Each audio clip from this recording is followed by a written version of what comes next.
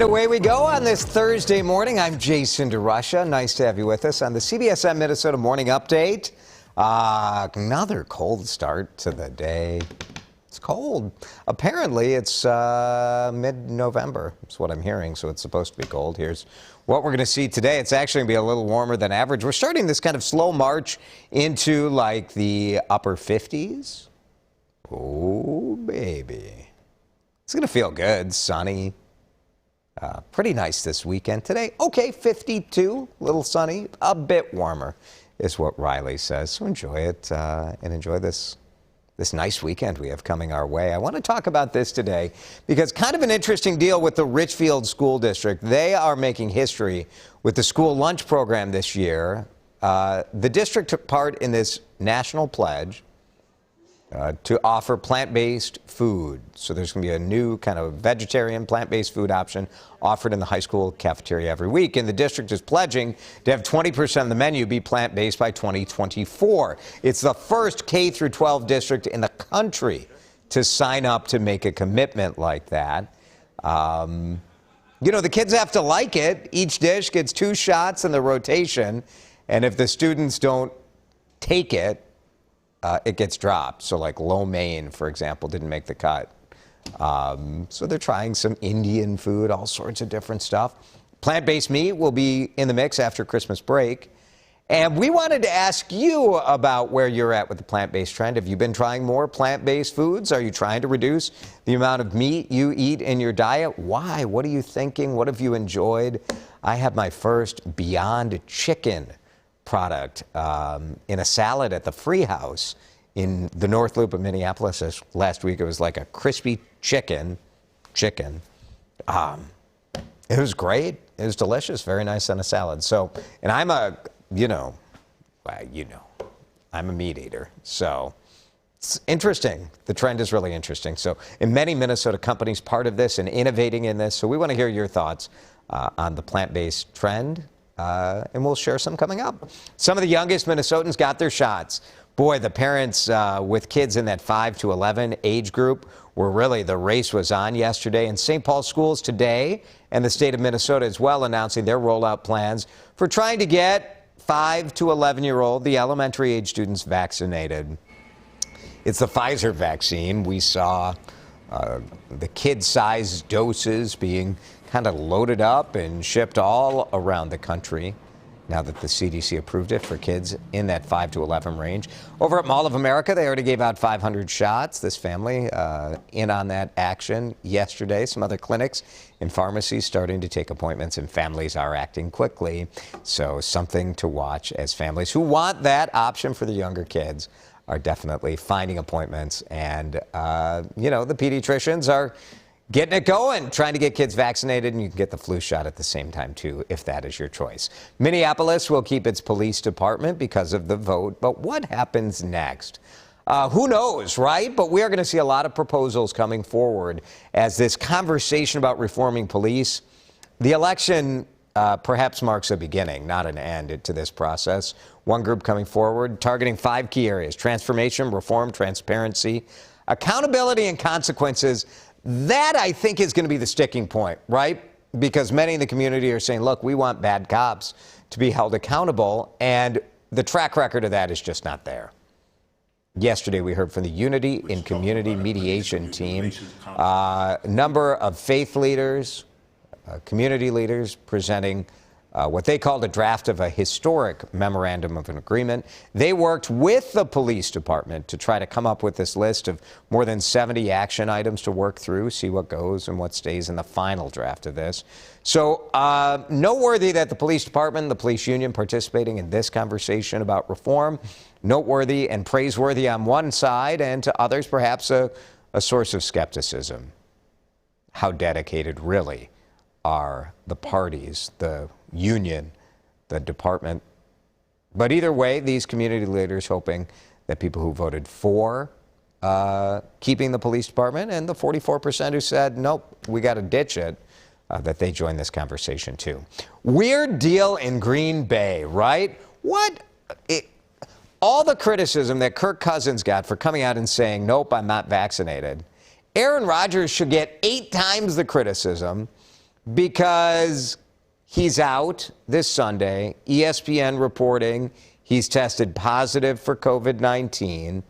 And the reason I think a lot of people are upset about this is Aaron Rodgers was directly asked, "Are you vaccinated?" And he said he was immunized. So some reports that Rodgers underwent some sort of wackadoo California out there treatment, immunization. He tried to get the NFL to give him an exemption and treat him like a vaccinated player, and the NFL said, "You're not vaccinated." No. But big questions about the Green Bay Packers. So other players, whatever, there are protocols if players decided not to get vaccinated. And one of those things is that players have been doing interviews with media over Zoom, not in person. But Aaron Rodgers has been doing interviews, no mask, like right in there. And so some reporters, I think, are asking questions about that. And either way, he won't be playing this weekend. So if you're a Packers fan, I'm sure you're not too thrilled about that. St. Paul taking some action, trying to cut down on smoking. If you are a smoker, this will affect you, and perhaps you'll go to another city to buy a single pack. But there's a minimum price now. So you see the prices in this video. They're kind of in the $8 range for a pack of smokes. Now it's got to be at least $10. So the idea is to deter people from smoking by raising the price. There's a lot of research that shows that's an effective way to cut down, especially on youth smoking.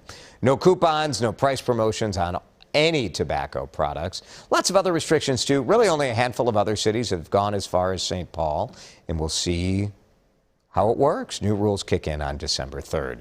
Minnesotans getting ready for this weekend's deer hunting opener, gun deer hunting opener, and the DNR says they've already sold more than 220,000 licenses.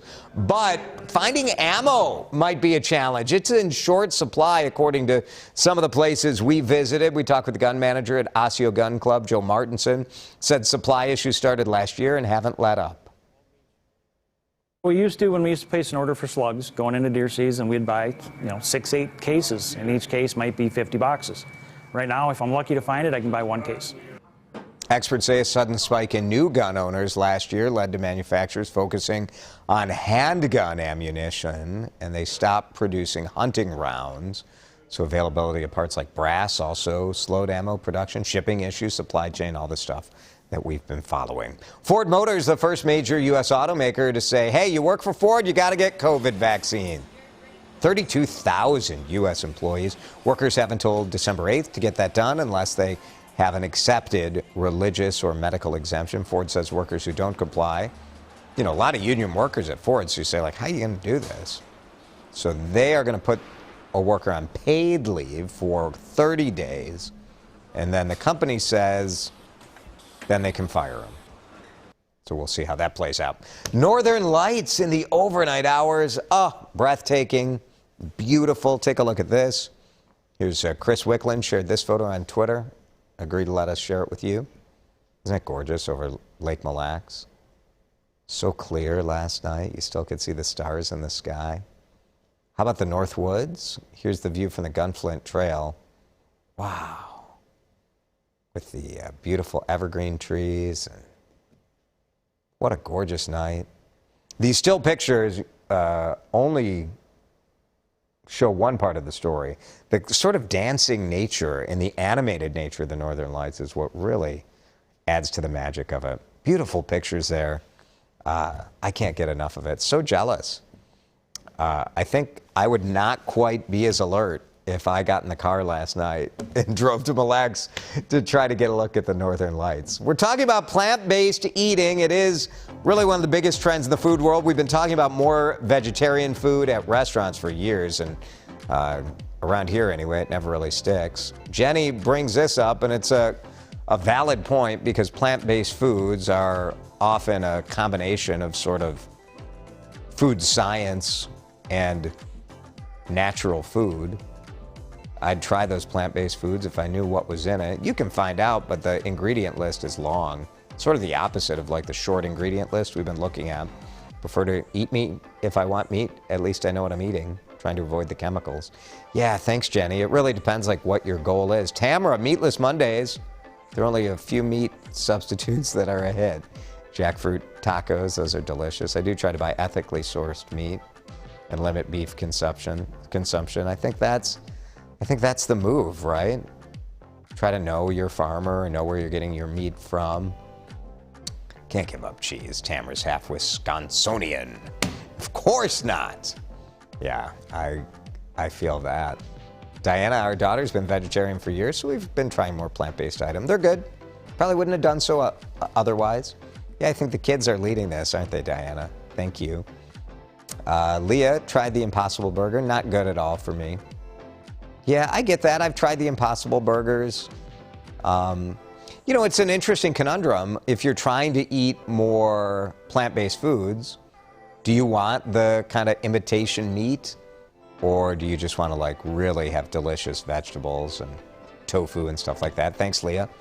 A lot of great stuff you can do with beans. Here's Bradley. I'm a meat eater. I'm not interested in it, but understand the need if you have health concerns or needs. If it came down to a meat shortage, I'd be open to considering the plant-based options. Yeah, that's the thing for me. So like the chicken, the Impossible Chicken that I had, or Beyond Chicken or whatever it was at Free House, didn't really taste like chicken, but it tasted good. So that's sort of the challenge here. If you're really comparing it to the meat item, is it valid? But we see like Stalk and Spade, that new restaurant chain that is in Wayzata and coming soon to 50th in France. It's the move for sure. So I think it's nice to have options beyond just like another salad. You're like, we get it. It's another salad. And it's the young people driving this. So good for the schools for trying to get that done. Thanks for watching, everyone. We appreciate you being with us on the Morning Update on CBSN Minnesota. We will have another update for you at this same time tomorrow.